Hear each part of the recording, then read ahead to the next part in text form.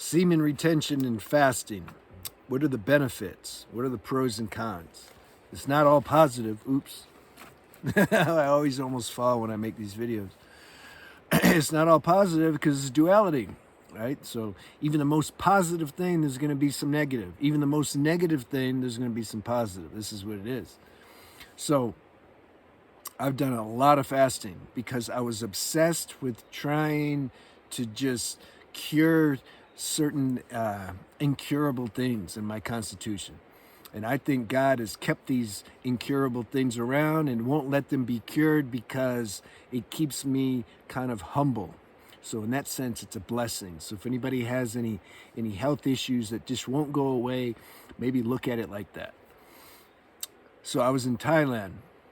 I got deep into raw foods. I did that for, 6 months. But then I wanted to go to the next level. So then I was fruitarian, only fruits. I did that for about 1.5 years. That was too long. My nervous system was crazy. There was one time I got so hungry, man. I went out, and in one night I went to Burger King. I had pizza. I had I had chips and just all kinds of food. I just loved it. I was like in heaven.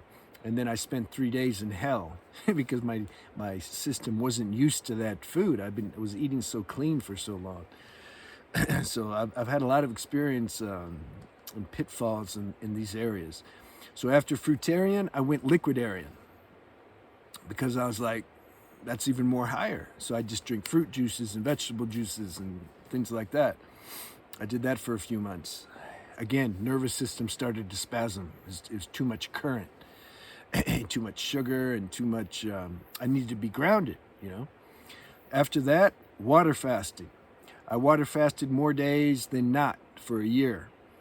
After that, dry fasting. I dry fasted more days in 1 year than I ate or drank. So I have experience. That's my qualification. Now, when it comes to semen retention and fasting, with the fasting, here's what it does. Yeah, it'll, especially if you go a long time, you're not going to feel like having sex or masturbating or anything. You're not going to have any energy, if you go long enough. So in that sense, it can help because you're just not going to have any energy.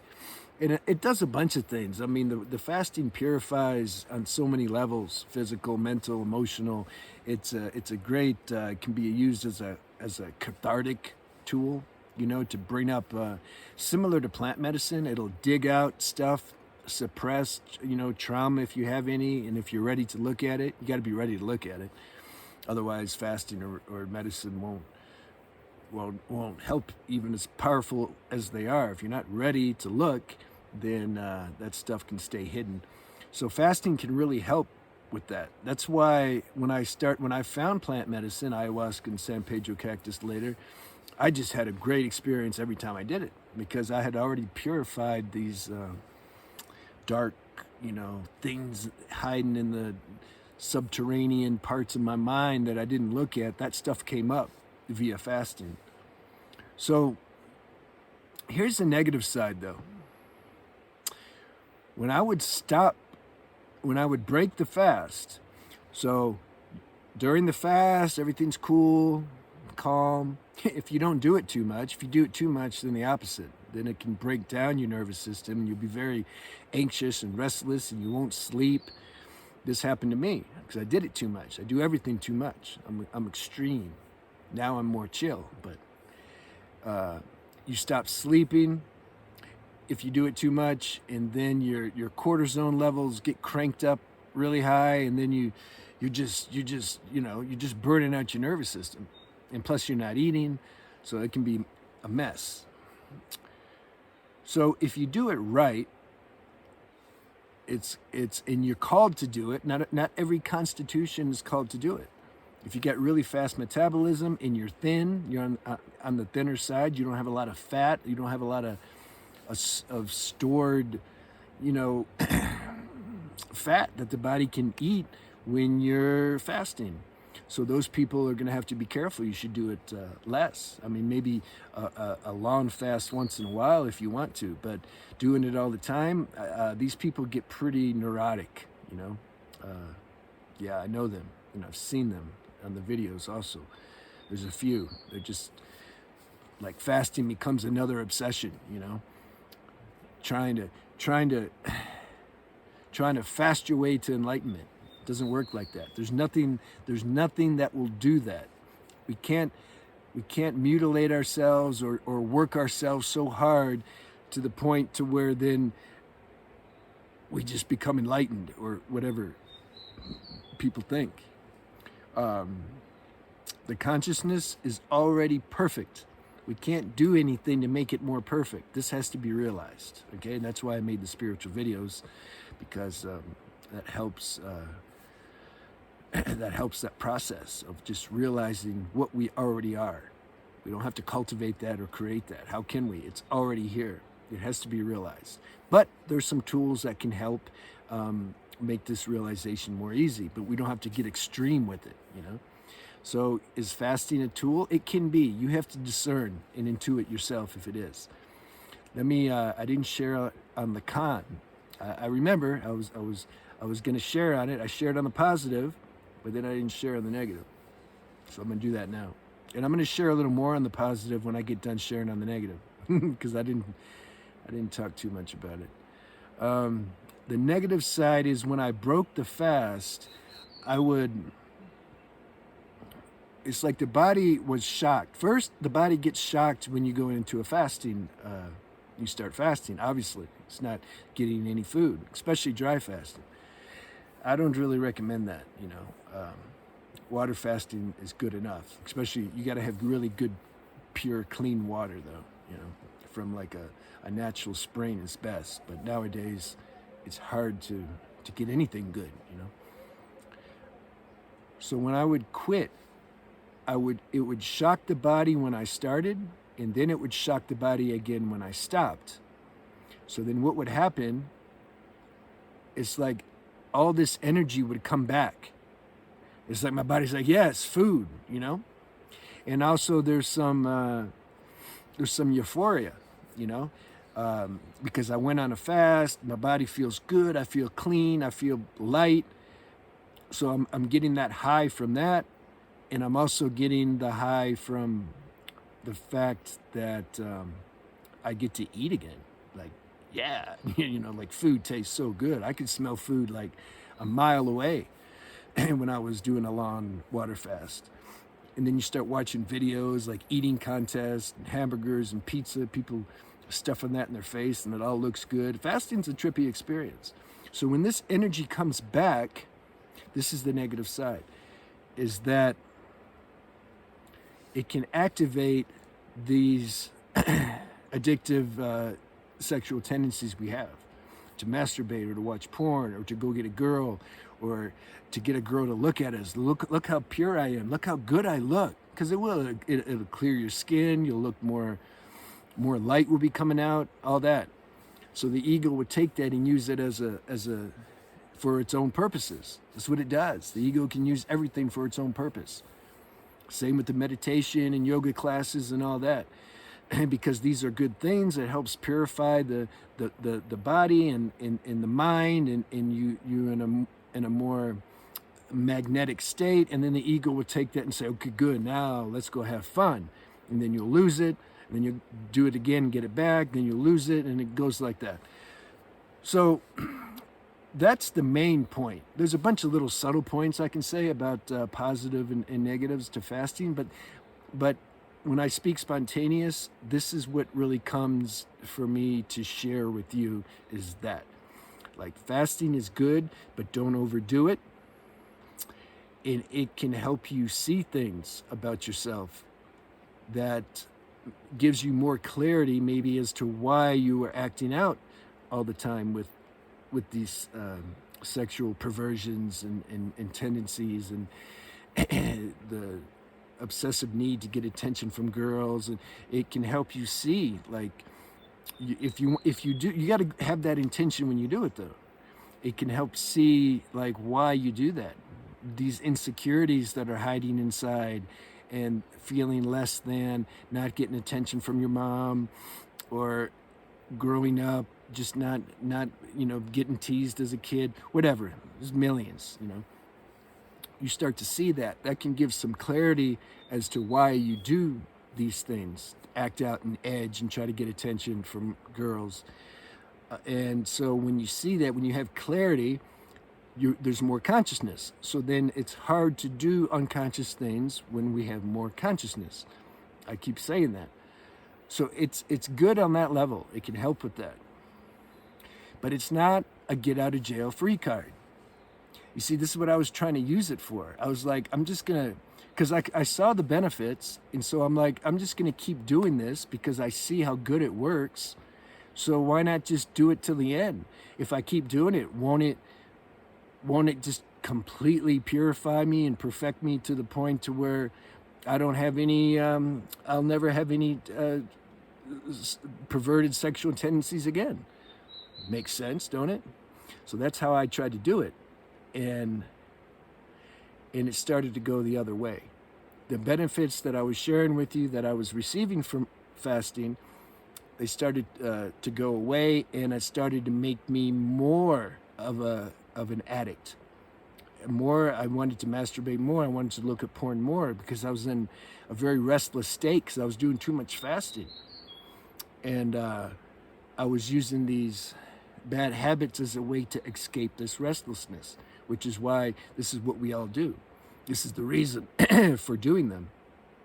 When we any bad habit, but particularly when we the sexual habits that aren't good for us. They're great escape mechanisms because of the strong dopamine hit that we get.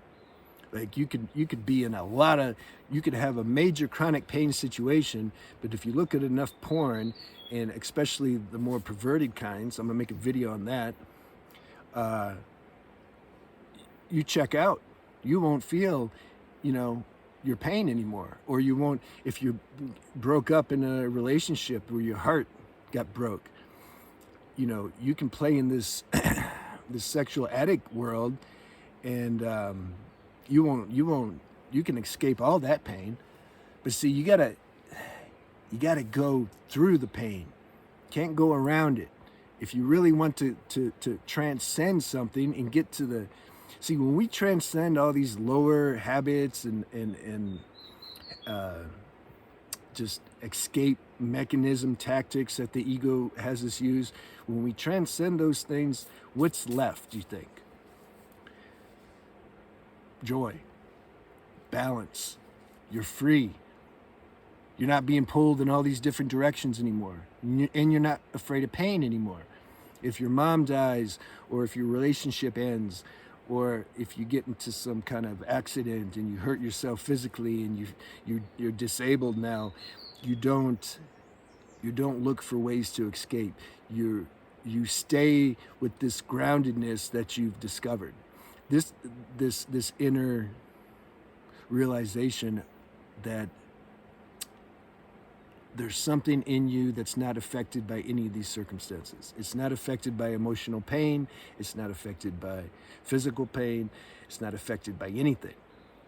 When that starts, when we get rid of all the crud, all the bad habits and all the suppressed issues and trauma, then what's left is this, you can say, purified being. And then we have a spiritual practice every day that helps us get more in touch with that. We start to become more acquainted.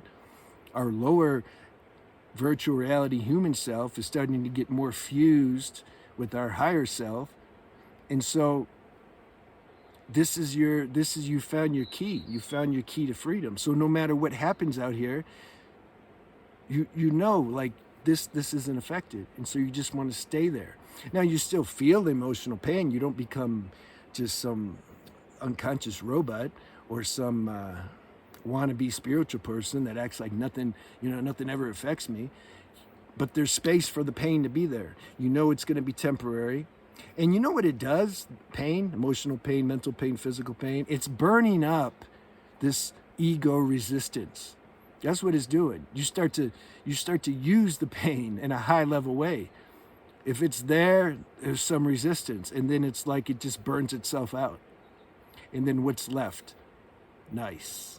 calmness. You don't worry. It's great. I used to worry so much, man. I mean, I just worried about everything. It was a chronic problem, worrying. I don't worry today. Semen retention and fasting.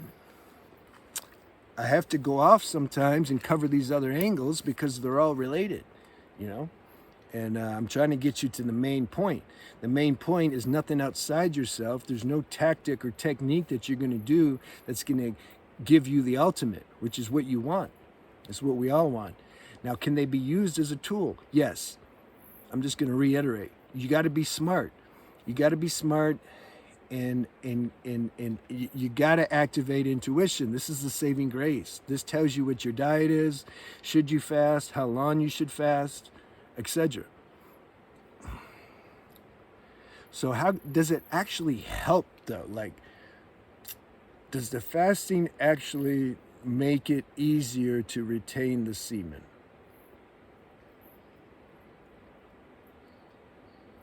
You know what makes it easier to retain the semen is when you're done not retaining the semen, when you're done with that life, where there's some inner shift inside that took place to where you're just done. You don't want to waste your energy anymore.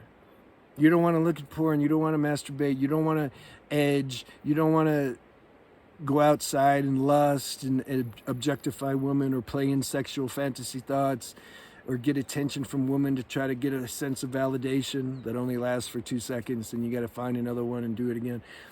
Something gets done with all that. Does water fasting help you get done with that? Not necessarily. Not necessarily.